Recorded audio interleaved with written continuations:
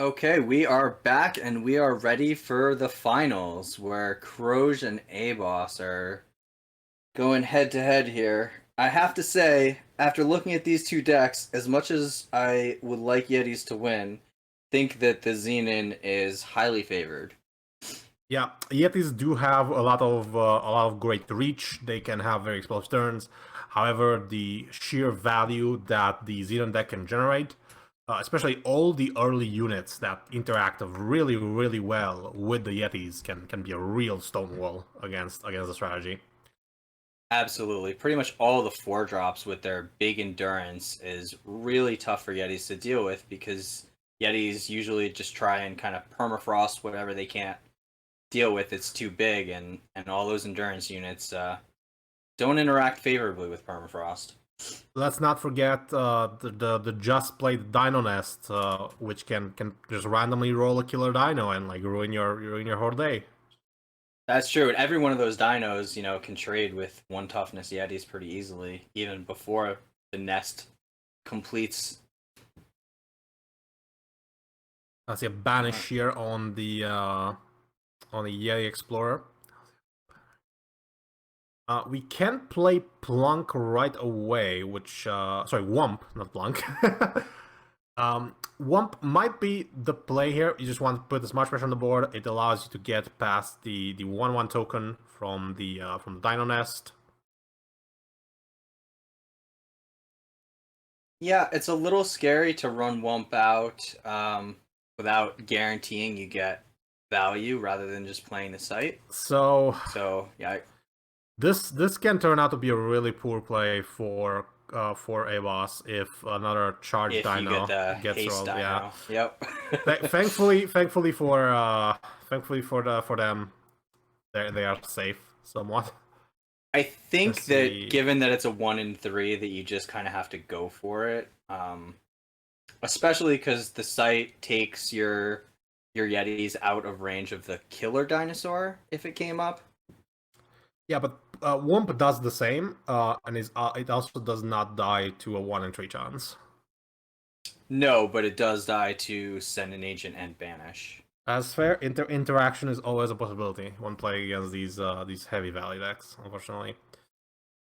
Here, very, very difficult turn for ABoss. They're facing down a big stone wall that they have to deal with pretty much now or never. Yeah, so they've already used their snowball, so it's likely a fend off on the 4/4, and then they could use Blazing Salvo and Torch to keep the site alive if they wanted to. There's the But it's a send lot off. of resources. Yeah, there's the send off on the timekeeper.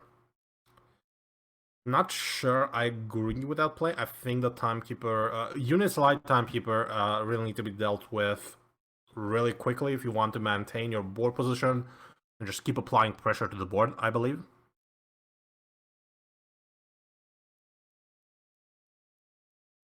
ABoss can protect Tadra's Masterpiece by going Salvo 1-drop here, which seems to be the play. There we go. Interesting that they salvoed on their turn as opposed to next turn, but I guess they're playing around Curtain Call. That does make sense. This also insulates them against any of the possible dinos being rolled, which is quite nice. Alright, so we see a logistics expert get kicked up to a 4/5. Ouch. So give our Yeti flying. That gets us a snowball, which kills the killer. Or we could alternatively torch and sear the big time unit. I can't remember its name. Timekeeper. Timekeeper, thank you. That avenue of play is open to us either way, I believe. Next Unless he plays the depleted double time source, which he just did. Ouch. Well, it's how top decks go. This is Wow. actually quite good though. The opponent exhausting all their units leaves you pretty open to push quite a lot of damage, and ABoss does have a lot of reach on their hand and a Wump, which is about to push a lot of damage. No, that though this plunk is about to get ambushed by a Tuvon, Oh, right. and See, I've recently played a lot of Tuovan, and I'm still surprised when like other people play it. yeah, Tuvon is big game against Yetis. I mean, the body is Yeah, quite sizable, but the ambush and just tough to see coming. yeah, I'm guessing a torch is gonna finish off the Tuvon though. yeah, you have to, But you still have that timekeeper, which you were talking about before, and every turn that we take, the timekeeper's growing. Exploit takes out. Okay. This ABoss is is running full places of permafrost. So there is still some hope for good top deck interaction. Not quite what we're looking for though. So slightly gonna see scoops and going back around to game 2 here very soon. yeah. This is just one of those unfortunate things. If Yetis don't get out of the gates early and hard enough, that this Xenon deck just has such huge bodies behind it that the Yetis have a ton of trouble getting through. And Yeah. game 1 goes to Kroge. Yeah, once you get one big unit out that the Yetis deck cannot deal with, every subsequent one, no matter how small or big, is gonna be just another roadblock that they likely cannot deal with. Yeah, and that dinosaur nest on turn 2, you were right, really put the brakes on a lot of the Yeti aggro because all of the Yeti removal spells were used just to kind of clean up the dinosaurs so that, they could get in for a few points of damage. Absolutely, Dino Nest, very very crucial card in this matchup. If you can get down turn 2, start generating. Really, the killer dino is always what you're looking for, but even with the charge and flying dinosaurs, just having that 1/1, that extra blocker for 3 turns every time is so valuable against like it is. Yeah, I definitely remember back in the day when Yetis were, kind of king of the hill and just the best thing you could be doing. The Xenon deck kind of came around as a way of dealing with Yetis because it just had so much spot removal and interaction and big threats. And honestly, after a few years, the Xenon deck has just more ways of dealing with the Yetis rather than less. And Yetis really haven't changed a whole lot. Their kind of core has been around for a while, but not too many new tricks. The from Yetis, them. they keep on yeting. They do keep on yet. I still think that they are the most winning deck. I think Direwolf said that They are at some they're, point. The most they're winning definitely the Throne deck. best. They're definitely the best aggro deck in Throne. If you can say that much. And I definitely think that there's a lot of consistency and a lot of power. Consistency is really the big word because Yetis has gotten the small tools it has gotten are small consistency tools like Zultan Conclave from Unleash, for example. That's true. Yeah, and cards like Plunk have definitely added a little extra power to the Yeti's deck. Plunk very But very when you take a look on the other side, and you can Plunk was a great addition because Plunk is such a resilient unit where you don't want to block it, but you have to block it. I mean, Plunk is so safe. Plunk is indeed so safe. We see a Yeti Pioneer likely going to the bottom, it seems. Yep, we're not really interested in that. Really just want more lords here, more maybe even another masterpiece. Oh, Plunk, you say? Hmm. How safe Probably do we gonna want to be? play this site. Although, I could see an argument for playing Plunk instead, because if you get the charge dino off, then once again, your site is dead. Yeah, I do not dislike the plunk line at all. Yeah. Nope, but we're We're gonna going see tried and a true masterwork. snowball, then a space. Okay, Fingers so, crossed.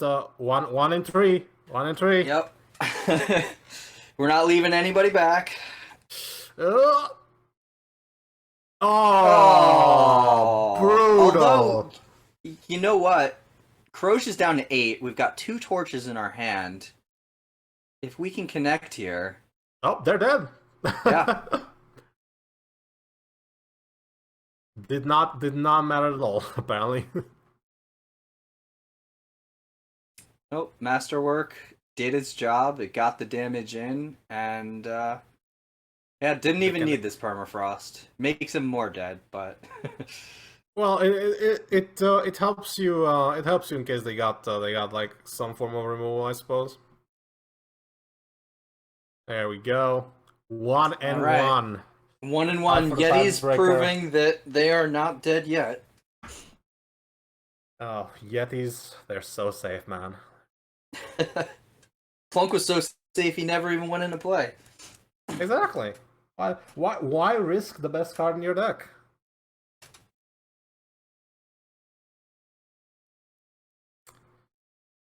Oh, So, a really big thing for this final game is who's going first, because if Yetis go first, that is a huge advantage for them.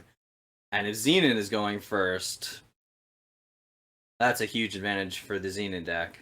the play draw disparity is definitely very very palpable in this particular matchup, where Yep. with the right opening hand and going first, Yetis can absolutely demolish any defenses that you can mount up before the crucial turns 3 and 4. But if they go second, that's such a slowdown on their game plan. Yeah, agreed. And especially going second into like something like a dinosaur nest on 2 is just such a huge hill for the Yetis to climb through or climb The over.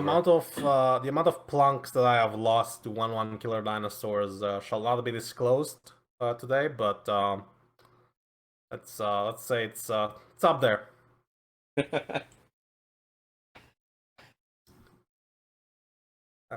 Kroge has put on an impressive performance today. Dunhill Clan, I was actually quite impressed with.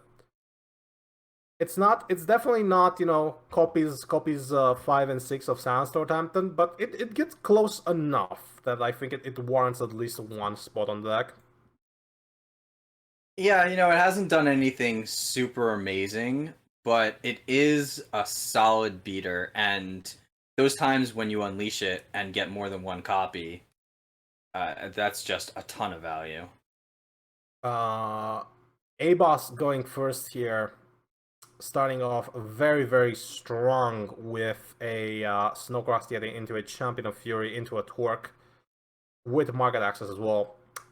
Yep. Meanwhile, Kroge mulliganing into a pretty slow hand, going to 6. Wow. Oh, wait, no, they No, get that no. 7. My bad, my bad. There we go. Yeah, I was gonna say I would have kept that hand. I was very surprised to see him go to 6, given that the logistics expert on turn 1 is so good.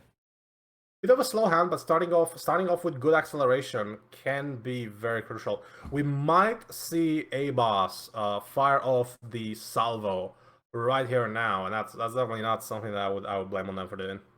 I would expect that, given that the champion does not have haste until the second fire source. Yeah, So the charge part of Champion of Fury is definitely the one that you really care about. Like, we talk a lot about Yetis. Oh, interesting. ABoss just going for Champion of Fury outright. Yeah, I'm also surprised that he decided to let Kroge ramp because once Kroge hits 4 and 5, Yetis definitely encounter a lot more roadblocks. I suppose establishing like a sort of dominant board presence is just as important as knowing when to play your removal. In this case, you can play the removal spell just before the very crucial turn 4, where cards like the double Sandstorm Titan on Kroge's deck become very important to their game plan. Yep, and that was quite timely because now Kroge can only play another logistics expert, and that's not going to do a ton. Take a million from this Womp coming down here. Yeah, it's definitely time to party. It's gonna be a pink from the Womp. Looking at 5, 3, 3, that's 6, that's 9. There's gonna be a chump there. Yeah, you cannot afford to go 6 here. Even Alright, but slamming down Sandstorm this, Titan comes yeah, down. yeah, Oh, no, and they're but it's dead. over. And they're dead, yeah. Torch off the top. Too strong. Was this a turn 5 kill? Wow. Look at those Yetis go. Oh, Pretty you gotta slow, play the things Torque. You considered. gotta play the Torque to kill him. Yeah, just Congratulations, ABoss. play the torque, no contract, and then towards them. Yetis take down throne. Wow, that was very impressive from both players. Well played from everybody. Yeah, congratulations to ABoss taking it down with the Plunks and the Stratos masterpieces and all the fluffy murderous yetis that we know and love. Yep. And I'd like to thank everybody watching and everyone on production.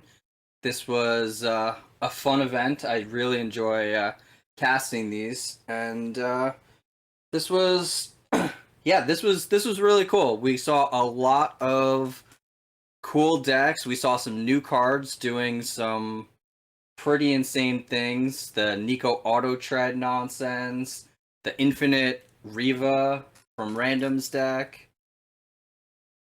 Yeah, lots of new toys from Unleashed being used in in lots of fun crazy ways, which is really what was expected from the set, and I would say it is definitely delivering so far. Yep. So next week, I don't believe there is an event, but in 2 weeks, we have our Last Throne event. Oh, sorry. Our Last Throne event is next week. Um, so that'll be the Last Throne event, and then it'll be Expedition after that. So please join us for next week, where it will be the last throne. Last throne, hurrah! At least for a little bit. Well, we'll get back to throne. There's not always going more anywhere. thrones somewhere. It's not going away. Exactly.